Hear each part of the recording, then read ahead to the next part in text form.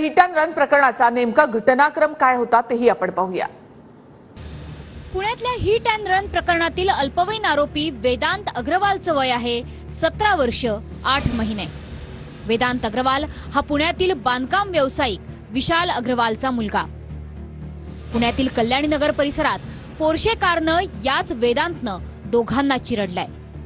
या अपघातात 2 IT engineer असलेल्या तरुण तरुणीचा मृत्यू झालाय। अपघातावेळी जेव्हा कार बाईकला धडकली तेव्हा कारचा वेग हा 200 किलोमीटर प्रति तास होता। अपघातानंतरच्या पुढील चौकशीत वेदांत अग्रवाल चालवत असलेल्या कारची किंमत ही जवळपास 2.5 कोटींच्या घरात असल्याचं कळालं।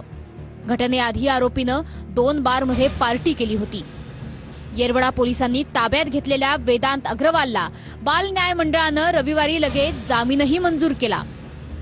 सुटकेसाठी 15 दिवस वाहतूक पोलिसांसोबत काम करण्याची अट ठेवण्यात आली। तसंच रस्ते अपघातांचे परिणाम आणि त्यांचे निराकरण यावर 300 शब्दात निबंध लिहिण्याच्या अटीवर आरोपीला जामीन मंजूर झाला।